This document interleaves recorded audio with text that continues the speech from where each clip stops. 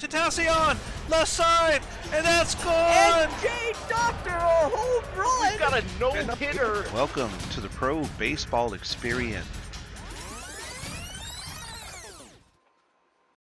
Hello, everybody, and welcome to the season finale episode of the PBE Rewind. This week, we're going to be recapping Season 4 of Season 40, which is the end of the season, and kind of going over some quick things, seeing, what kind of statistical leaders we have out there and things like that. And then outside of that, we're going to be going over the minors as well, get you prepared for the playoffs that is this upcoming week in the PBE. So, starting off here, we're going to be going over the final standings here for this season, and looking over how they have improved or declined from the previous season in Season 39. Starting here in the Legends East, we have the New York Voyagers claiming the division with a record of 67-41, a 5-game improvement from last season, which they only won 62 games. In second place, then, after struggling a bit in the beginning, they rallied back to finish strong and get another postseason appearance in the wildcard round, is OBX, as the OBX Aviators, the now two-time defending champions, did, like I said, have a rough season. They have dropped 7 wins off of last season, but, having 70 victories is always going to be tough to follow up. And then rounding off the rest of the Legends East, we see there we have the Buffalo Surge and the Providence Crabs, both finishing 1 game worse than they did last season, but failing to get in the playoffs. Now, moving over to the Legends West, we have the San Antonio Sloths and the Maui Makos making the playoffs from that side, with the Sloths winning the division and improving upon their record by 2 games last season. Maui improving by 1 game as well. Now at the bottom of the pack there, we have Vancouver and Boise, and Vancouver will go ahead and finish 4 games worse than they did last season and missing the playoffs, where Boise, mixed of their rebuilding nature here, dropping another 9 games over last season. So now heading over to the champion side, the Champions East, led by the Nashville Stars, narrowly sneaking out the division victory over the Lunar Base Space Rangers, getting 66 wins, improving upon last year's totals by 4 wins. Lunar Base having 64 wins and falling 2 below their season total from last season. And then third place, getting also the second wild card from the East here, is the Detroit Demons with a record of 62-46, dropping 2 games from their total last season. But then rounding out the bottom is the Indianapolis Apex with the 42-66 record. However, they have improved over last season, getting an additional 3 wins this season over last season. Now, moving over to the West, we have the DVS Scorpions. So the Death Valley Scorpions getting a 66 win total this season, matching their season last year and getting that divisional spot and getting into the playoffs. Now, the 3 teams below them, unfortunately, all did not make it into the playoffs thanks to the strong side of the East. But we have New Orleans, who dropped an additional 2 games this season and having only 58 wins instead of their 60 last year.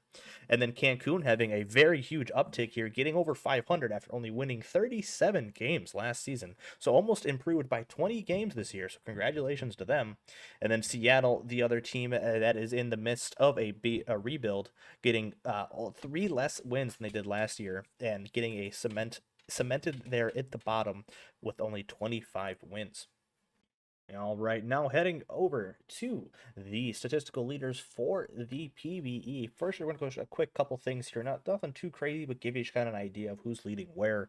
For the offensive side, right now leading, the person that ended up leading the average race for the PBE was Larry B. Burnside of the Detroit Demons with a 334 average, having an absolutely fantastic season. And now moving on next to the home run leader, which, I mean, to no surprise of anyone as the kind of season they had, but Max Power with 40 home runs on the season, an absolute monster season and monster numbers they put up this season.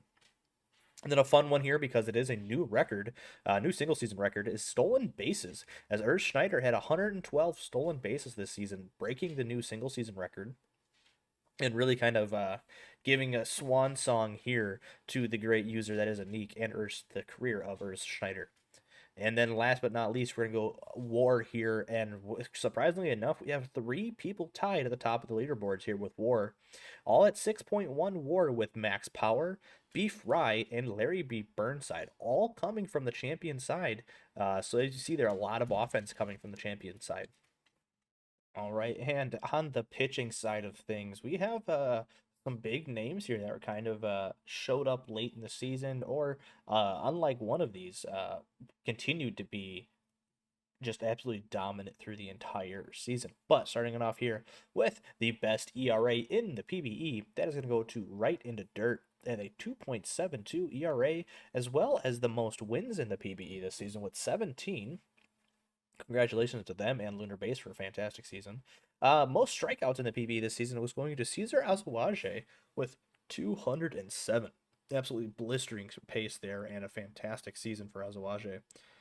And then finally, the best R wars of any pitcher this season has been Man O'Wright, who is throughout the entire season had an amazing year, and as you see here, just absolutely dominating the lead there and getting a 6.0 R war. But all right, we're gonna go to a quick break here, and then coming back with the minors. I'll talk to you guys in a second.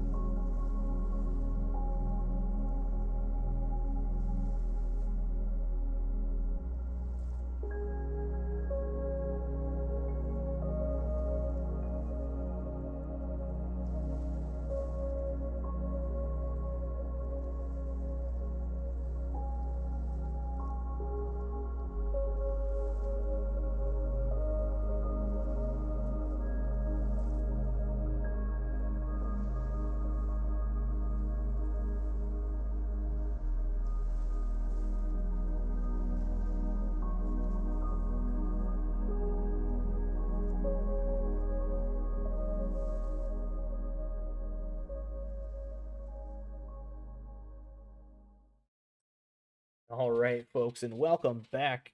As this miners breakdown is actually going to be just me today, as with the holiday weekend and things like that, with it being Father's Day and whatnot on the day of recording, I figured I'd make it a little easier for everybody to, enjoy their weekend, and I'll handle the weight of the recording all myself. But nonetheless, let's go on here and break down the final standings here in the miners.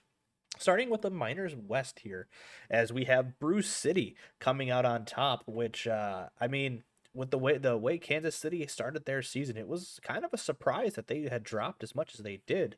But Bruce City having 58 and a 50 record, improving on their record from last season by 5 wins. So congratulations to Punk and Steel there and the Bruce City Bears. Amarillo coming in second, tied with Kansas City as well. And Amarillo also improving on their record from last season by a staggering 6 wins. So congrats to the Dillos, which is hard for me to say, but nonetheless, it's deserved. And then finishing in third place and the final playoff spot from the West is going to be Kansas City with a 55 and 53 record, a 12-loss decrease from last season. As I don't really know what happened in Kansas City, but they really fell off towards the end of the season this year and had a rough go of it and almost missed the playoffs because of it. But finishing off the bottom there, you have Anchorage in California. Anchorage did have a 5-win increase about their season last year, so good for them as they're really starting to get to that point of being able to contend. California, though, on the other hand, unfortunately did drop about another 6 games off of last season to sit there at the bottom of the standings in the West. Now, moving over to the east side, as always, State College, you figured was going to be up there and in contention with 64 wins this season. Did drop 3 off of last season, but it was a much more difficult minor and much closer season this season, I would say, than it was last year. And then second and third place, we have the Chicago Kingpins and the Florida Flamingos, my Florida Flamingos, of course. Chicago that only lost 1 game compared to last season, from going 57 to 56. And my Mingos, we did gain 8 games over last season, so very happy about that. But again, like I said, this was a very close race to the very end, just like it seems like but this season it was really like outside of the top 2 teams, and even then, like really outside of State College, it was really anybody's game from slots 2 to 6 to get in those playoffs. As you see, Puerto Rico here having a 4-game increase, going 50 and 58, and Louisville unfortunately dropping an additional 6 games to go 46 and 62 this year after a 52-win season last year. But this is going to be a very exciting postseason, I would say, for the minors. As everyone knows, once you get to the playoffs, that's really all that matters. All right, and hitting over to the leaderboards for the minors here as we see a bunch of names dominating in these top parts. Just to go over a few, we see Bob Catter leading into these two categories of average and on-base percentage. Allison Chains having a fantastic season leading in slugging, OPS, and home runs. And then Maple Dogwood having the most hits, Errol Cove the most stolen bases, and then again, Bob Catter leading the way with WAR. Now moving over to the pitching side. On the pitching side of things, we now have Duke Silver from Kansas City leading the way with ERA with a 3.04 ERA. Ryan Knock leading the way with wins, having 12 of those. And then on the side of strikeouts, Nova Montaigne and Tentacion from Louisville leading the way with 12 strikeouts apiece, 112 strikeouts apiece there, excuse me. And then finally, what the next thing we're going to look at here is the R-WAR leader, and not by a small margin, by a 0.8. Ryan Knock of the State College Swifties continuing to have an absolutely dominant minor league run, as that is something that, once he gets called up, he's going to be I think he's going to be a force to deal with there as he gets some bullpen work early on in his major league career and then eventually into the rotation. But the last thing I wanted to talk about here in the minors is, it's always one of those great things to have a friend in real life that you can convince finally join the PBE and things like that, especially when they perform well. It's always the greatest. And I want to shout out to my personal friend, Theodore Furness. The old Ted Furness, the guy that brings the heat, the ace of the Florida Flamingos. Not only did he have a fantastic season, but he had the best stat out there. Most home runs allowed by a pitching, with 22 home runs given up this season. Come on. Everybody likes seeing the long ball, and boy, did he provide it. He loved throwing those, meatballs right down the middle so they could get sent to the moon. Congratulations there, Ted Furness, on giving up 22 home runs this season.